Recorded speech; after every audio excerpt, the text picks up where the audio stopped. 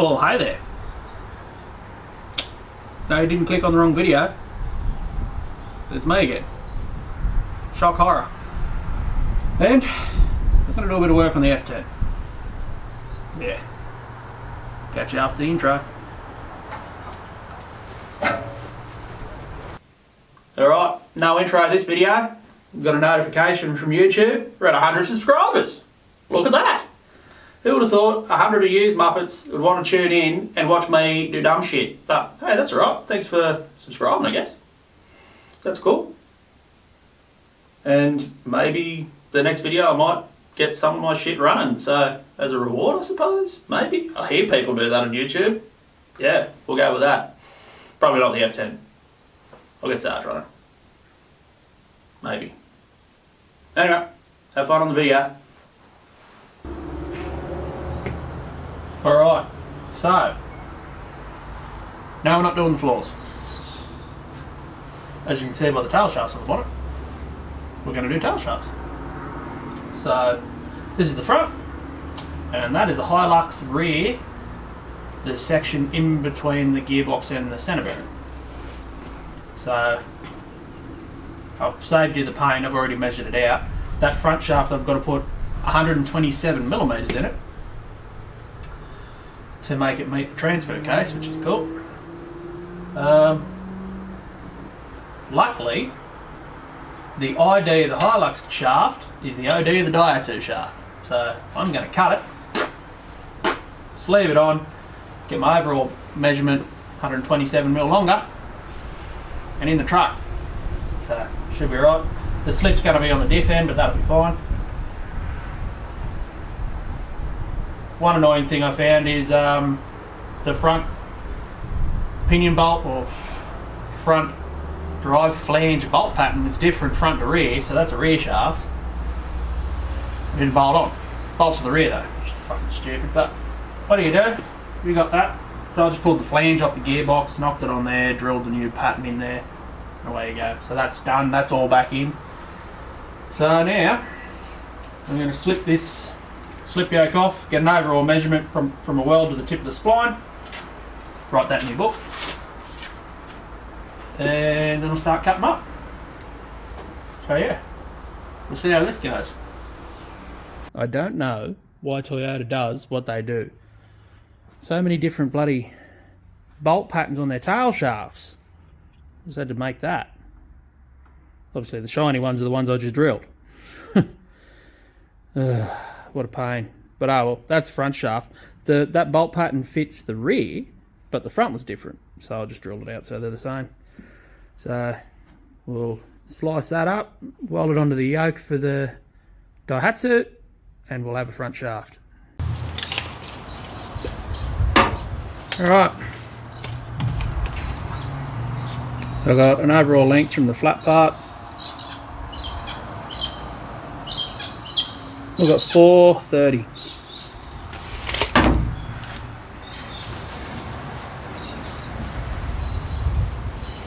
Cool. So I only need this part, the slip end. I'll probably cut about 100 odd mil off. Something like that. Sleeve it in the other one. And then I'll just weld mine just behind that weld bead. A couple of mil here and there won't matter. If it looks like it's going to go funny and not want to slip on and true up, I'll take it to the workshop and I'll true it up on the lathe and then weld it, but it should be pretty good. I'll wire brush all the rust and shit off of that, and we might be right. So take it in the shed, cut this thing in half.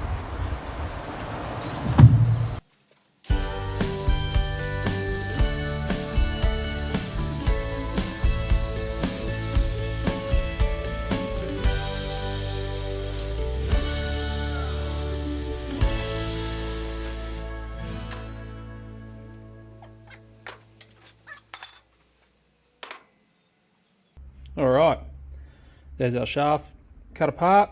Gotta put that bit in there. Unfortunately, it's a smidge oversized for sleeving in there. So, looks like I'll take it to the workshop, put her up in the lathe. But to do that, I need to knock the universal joint out because there's a little nub there, which is where you put the center of the tailstock in. because then you can just true it up with a dial indicator in the lathe. I'll end up knocking that balancing weight off because that probably isn't going to need any, or won't need it once I'm done with it, because I'll true it up to 0, and I'll cut this right back to maybe only 10 mil, seeing as I'm going to do it in the lathe now, and machine the OD of that down a smidge so it sleeves in there. We'll clock her up in the lathe, get it running true, and we'll fucking burn her in. So yeah, now I've got to go to the workshop. Great. Oh well, shit happens. Right, so I've got the Daihatsu slip yoke chucked up here. Just cleaned the paint off of here, so I've got somewhere to dial indicate. So I've got that reading 0, I've referenced off of here and a set area on the tape because that's machined all as one piece. And you can just see how bad the factory shafts are out. That's every shaft as well, all the balancing weights are put on them. So I'll give it a spin, you can see. See there, that's all running 0, and then that's all over the place. So I just took a reference cut off of that face there so I can actually measure something. So I'll grab the other shaft, hit that with the verniers, machine it so it'll fit into the other shaft. We'll jam it together, and then I'll push it together with the tailstock, and then that little V in the back of the other shaft will sit in there, and then you just clock along the shaft at either end, tapping it around, getting it 0, and she's ready for a weld out. Okay, now got that turned down. I'll just put a wee step in the front of it just to help it line up. So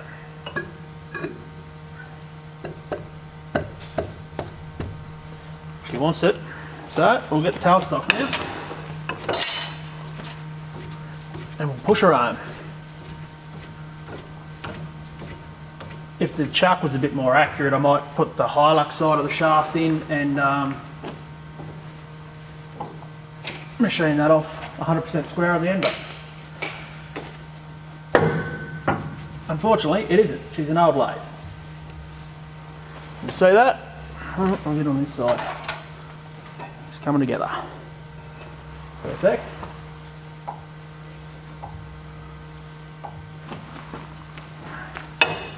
Come on now, seat for me. There we go. Right, now, I'm going to hit it with the dial indicator, not with the drill bit on it. Back on the spline side, because that just moved when I pushed it in, and on the back here, and get it 0. So, this should be fun. Right. So it's about 0.1 out on that side. That'll be fine. Fine for a front. Now to try and find a half decent spot down here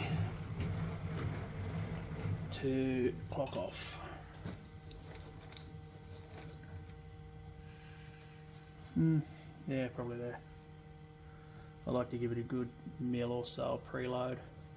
Just helps take some of the bounce, especially with these plunger style dial indicators. Holy dooly. She's out and a half. What do we got? 0.2, 0.25. Might have to run this up in the lathe and I'll hit that with some sandpaper and buff some spatter and shit off of that. Got the paint buffed off, and at this end, I don't know if you can see that, it is 0.22 out.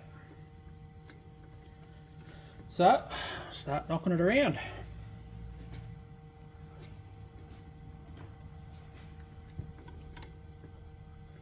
So that side's high there, so it's in between the yoke there, so it'll be there. Got that.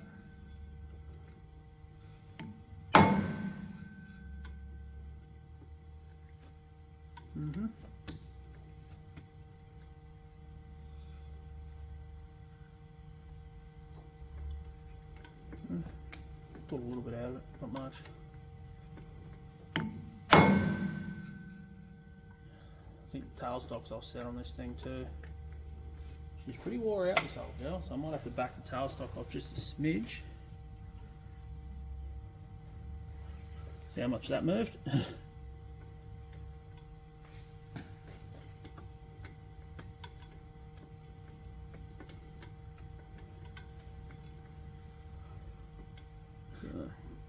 around. Yeah, tailstock's definitely not on the centre. Means this is going to be very difficult. What's this whole thing loose? Fuck hell.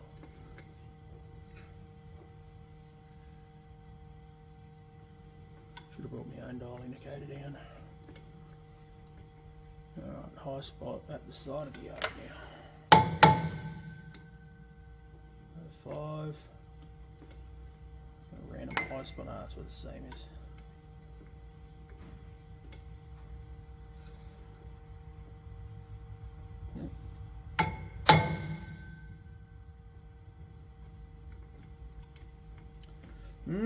This is going to take a bit of doing. Okay, before I weld it up, just had to double check universal phase. I had it marked, and I just had to move it a little bit. So you check universal phases, get a flat surface, and you want to get the cups sitting flat on the bench at both ends, which is what I got now. It was a little bit out. Just a smidge, which is to be expected with it being in the lathe. I marked it and put it in the lathe and machined it so it couldn't move. So I just had to knock that around, put it back in the lathe. We'll double check that it's still 0, 0. And weld her out. Not too sure if I'm going to weld it out on the lathe. I was going to use, we've got some pipe rotators over there. Turns out they've been broken, so I might have to weld it out on the lathe. I'll just put a blanket over the bed, but we'll see. There we go. How's that for 0, 0?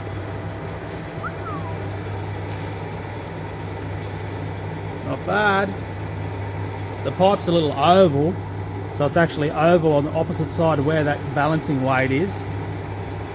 But if you have a look, it's pretty hard to tell. So you have a look at the center little dick going into the center of the tailstock. That's bang on. So that's pretty round. It's just got a low spot pretty much opposite where that weight is. So I got it 0, 0 pretty much 3/4 of the way around the pipe. It's just got a funny little hump here. Or maybe, no, it's where that seam is. Can you see that seam? There we go, that's the weld seam where the pipe's been seamed and welded. So it's sort of shaped like exaggerated, it's shaped like a teardrop.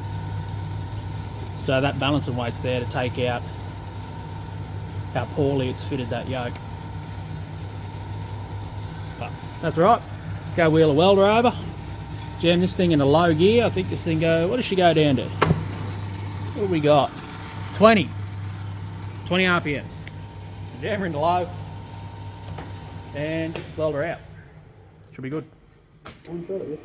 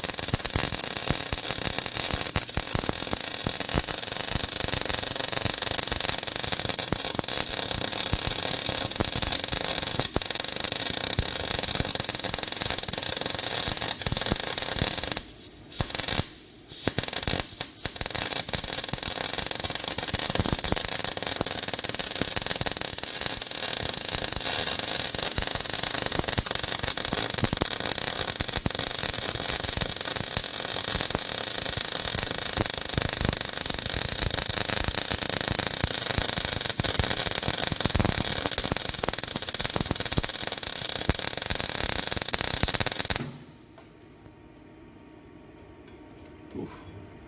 She's a bit lumpy. It's a bit lumpy. Oh.